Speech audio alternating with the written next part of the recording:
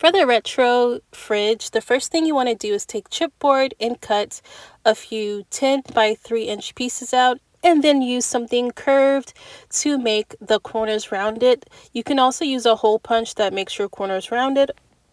And then you want to go in and make your sides. These are 10 by 1.5, and your bottoms, so these are 1.5 by 3 about.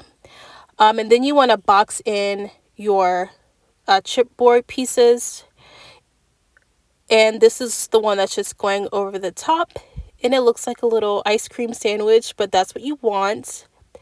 And you want to cut out a strip that's like 25 inches by 1.5. And then I actually added some braces so that it wouldn't sink down in, because that's just poster board, because I wanted a long continual piece, and I just cut off the excess, and it looks like this. Try to make it as flush as possible, and I would actually recommend that you double up of that strip just to prevent warping when you paint it. Mine got a little bit warped, but it's okay. And then to prevent more warping, I actually put another piece onto the front door of it and glued it together. And then I went into making the handles, and I'm just playing with the positioning here. And then I cut that front piece into pieces, as you can see, and then I let a drop of glue dry just so there's some space between the handle and the door. And then I cut out these little tiny pieces. You don't have to measure, just eyeball it. But this is just to make the hinges, so you want to make a couple hinges for your door. You could also use real hinges, but if you're a novice, just cut out the strips.